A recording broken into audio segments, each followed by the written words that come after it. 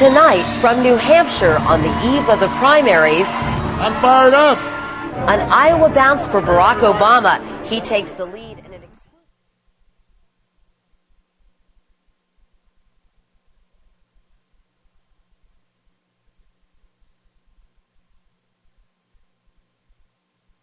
It's about our country. And it's a two-man battle between a rising John McCain and a falling Mitt Romney. You must be a bit frustrated, though, Governor. Come on, level with me on that. I'm Katie Couric. Also tonight, a confrontation between the United States and Iran. The U.S. military says Iranian boats threatened to blow up 3 U.S. Navy ships. And the death penalty. We could hear moaning and groaning coming from behind the curtains. Must executions be painless? The Supreme Court will decide.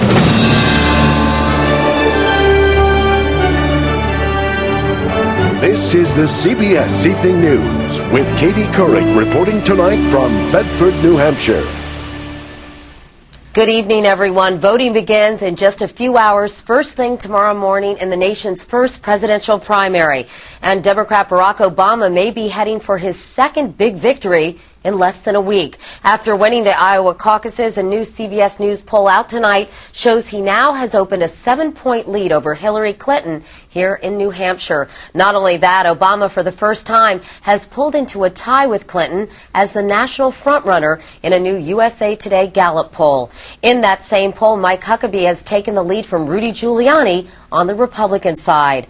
All the candidates are feeling the pressure, and at a campaign stop today, a rare show of emotion from Senator Clinton when she took a question from a voter. As a woman, I know it's hard to get out of the house and to get ready. And my question is very personal. How do you do it? How do you keep upbeat and so wonderful? It's not easy. It's not easy.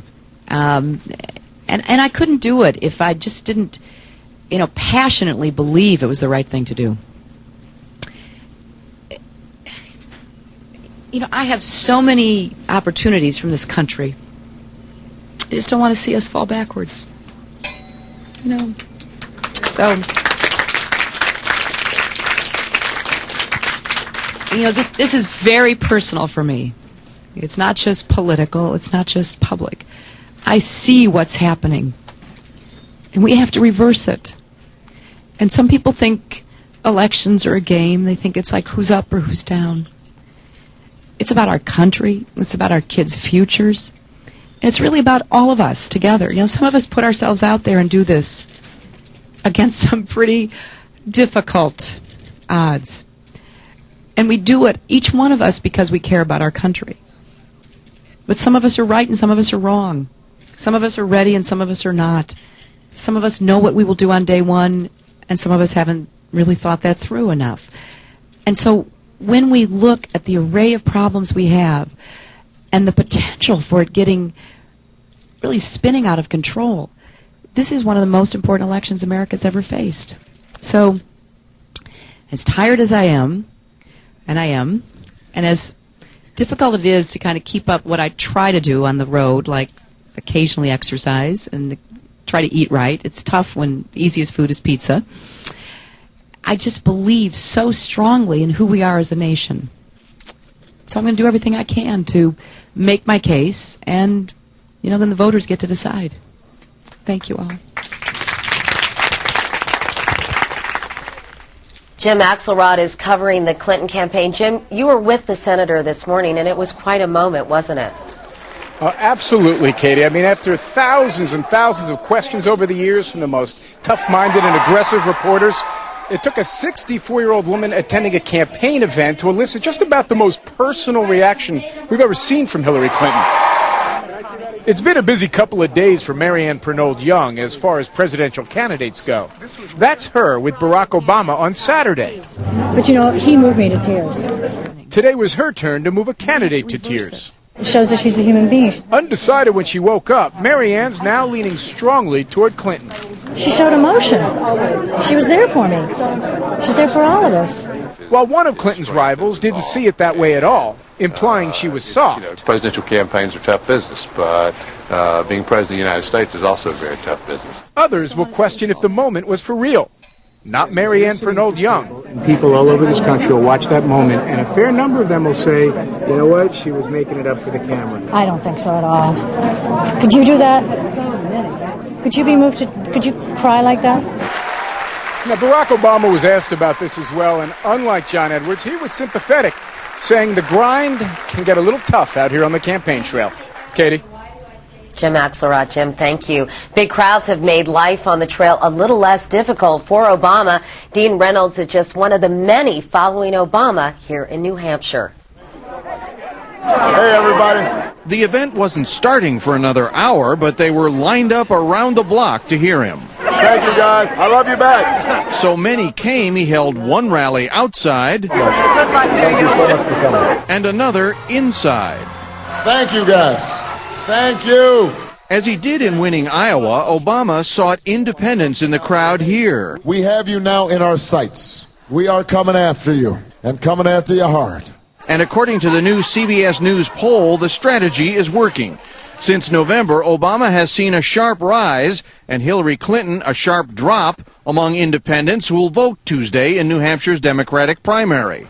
Chris Sabin is one of them. I think we have a candidate who can bring the country together. Even more encouraging for Obama, since November, more people see him as ready for the presidency. All of which confounds Clinton supporters, including the one we met at Obama's rally in Lebanon.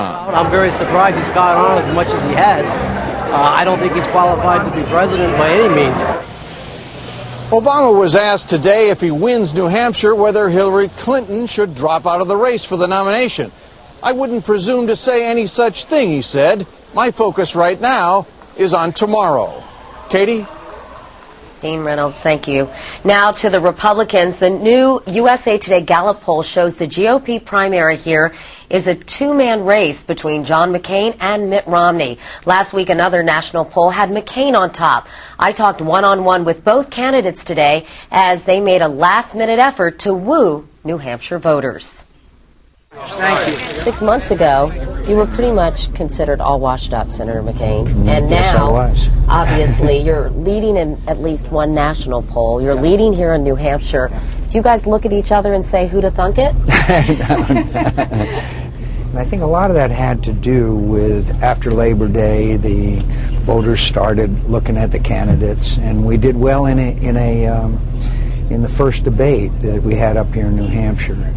Also, and a little straight talk, Katie, the fact that the Petraeus strategy has succeeded in Iraq has given me credibility. You supported the surge, and the surge was designed, ideally, to increase security so political reconciliation could take place. And as far as I can tell, Senator, political reconciliation still hasn't gotten very far. So can you truly say the surge was fully successful in terms of what it was designed to do? It has succeeded. It has succeeded beyond many expectations. And there is now, last New Year's Eve, people out in the streets in Baghdad celebrating the new year for the first time. The political process is moving forward very slowly. There's no Thomas Jeffersons in Iraq. Saddam Hussein killed them all. And the same people that are criticizing the lack of political progress are the same ones that declared the war lost. They were wrong then, and in all due respect, they're wrong now. If, in fact, the Democratic nominee is Barack Obama, and you are, in fact, the Republican nominee, there will be a big difference in your ages. Yeah. Do you think that that will become an issue in the campaign? I think maybe experience and judgment may become an issue in the campaign. But let me say this.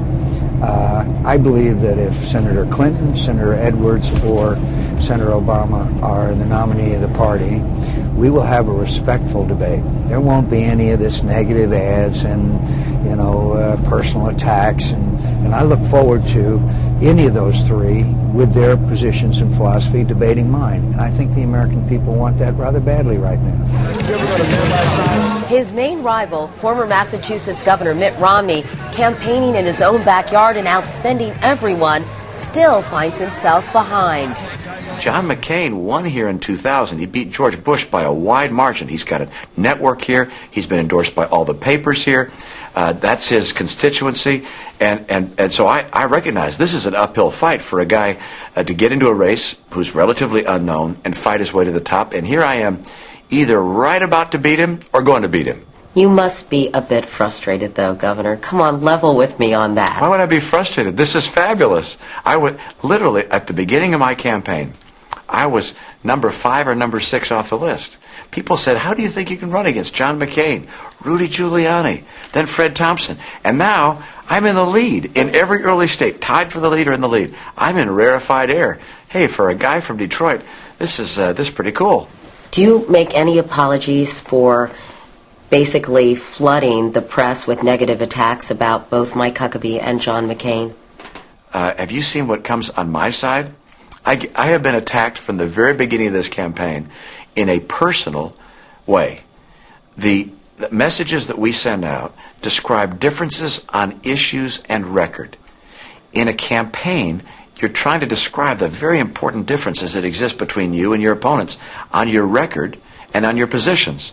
But it's very different if you call someone names or impugn their character. Meanwhile, Republican Mike Huckabee is hoping another late-night TV appearance will bring him good ratings here in New Hampshire, and that tops tonight's CBS News Campaign 08 Notebook. Last week, he appeared on Jay Leno. Tonight, he's a guest on Letterman. Huckabee has jumped in recent weeks from a fourth-place tie to a solid third in the USA Today Gallup poll. He says finishing third or fourth in New Hampshire would keep him in the game heading to South Carolina. How you doing? We have such important work to do. Democrat John Edwards is also dipping into his Iowa playbook with a 36-hour marathon blitz through New Hampshire. And he's out with a new ad that targets Obama and Clinton. I may be an underdog in this campaign, running against two candidates with $200 million between them. But the real underdogs are the middle class and the voiceless in this country. And is this man ready to jump in as a third-party candidate? New York Mayor Mike Bloomberg headlined a bipartisan summit of political leaders who say they're disgusted by the bickering in Washington. Government is dysfunctional. There's no collaboration and congeniality. Bloomberg, a Democrat turned Republican turned independent, insists he's not a candidate, at least at this time. And one other note from New Hampshire. The forecast for primary day is clear with temperatures in some places hitting a downright balmy 50 degrees. No major winter storms on the horizon.